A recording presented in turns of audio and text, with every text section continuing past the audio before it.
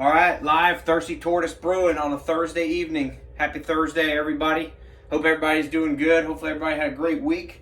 Coming to you live from the brew house tonight, and really with one intention, which is to fill our Growler Werks 128 ounce model CO2 cartridge growler to take my home brew with me as I'm going to be out of town for the next few days.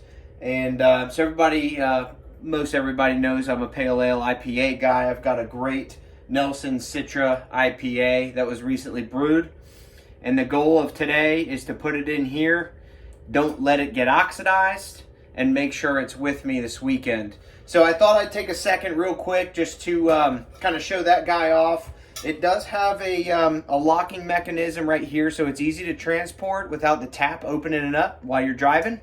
So that's key. And then it also has a little CO2 gauge on it. And the lid actually has a dial that you can adjust the CO2 level on. So let me see if I can get this on camera here. And basically what you do is you turn the dial as you want to set your CO2 level for the little mini keg. Works really, really good. It's one of my favorite toys, if you will, when it comes to home brewing world.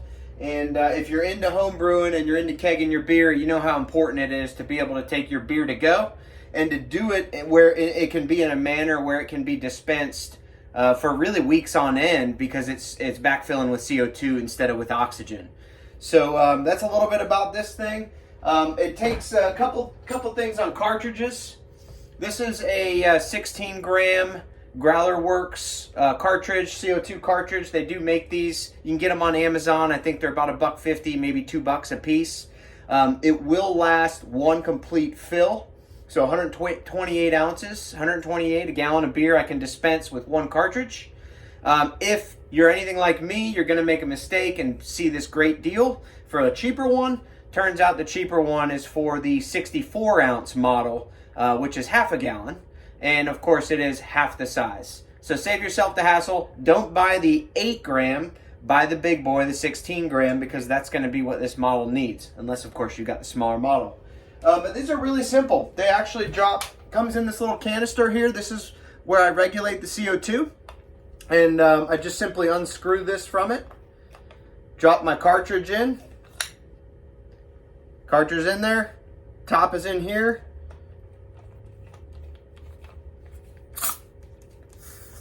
All right, and you heard it popping. That means it was opened, pierced, and then of course as I tightened it down, screwed clockwise, then it went ahead and sealed up. So this top now is ready to go, full tank of CO2. I'm gonna fill the growler, and then I'll bring the camera back on and show you what we got.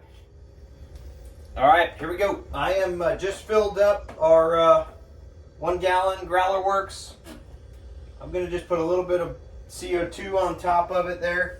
And again, that's just for good measure. Make sure if I did get any oxygen in it, that should help get it out. All right, I filled this thing to the brim. So I'm going to get a little bit of foam that comes out, no big deal.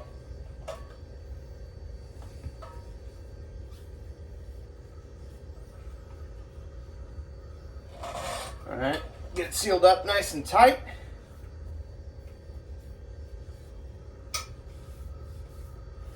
And I'm going to give it just a little bit of gas.